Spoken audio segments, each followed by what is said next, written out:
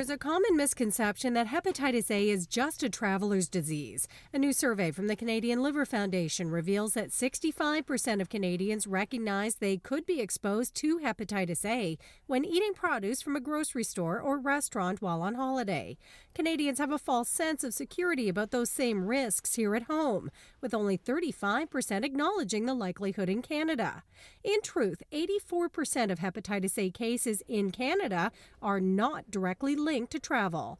Liver specialist Dr. Sherman is chairman of the Canadian Liver Foundation. Hepatitis A is contracted through contamination, often of food or of other surfaces that people touch by the hepatitis A virus. The virus gets on their hands, they touch their face or their mouth, and the virus gets into the intestinal tract and infects the liver.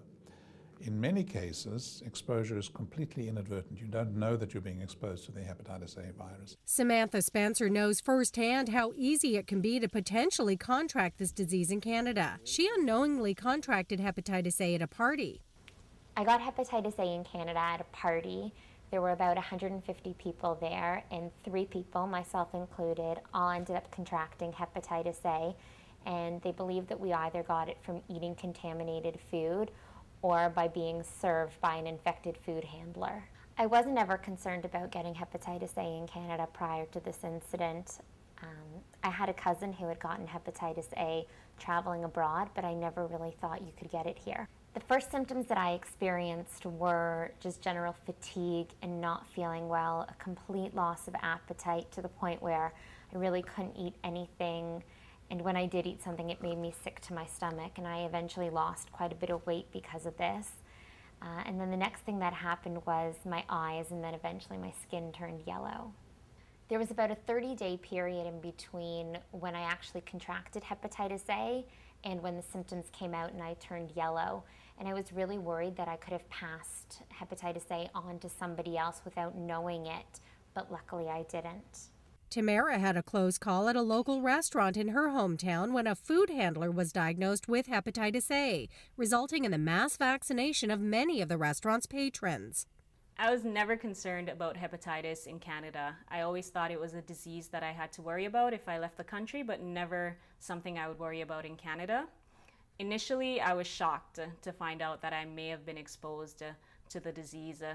And if I had one message to Canadians, it would be to get vaccinated against hepatitis and to speak to your doctors. Hepatitis B is another serious liver disease that can be contracted in Canada. Chronic hepatitis B can lead to cirrhosis of the liver, liver cancer, or liver failure, all of which can lead to death. Hepatitis B is highly contagious and spread through direct contact with infected blood and other bodily fluids.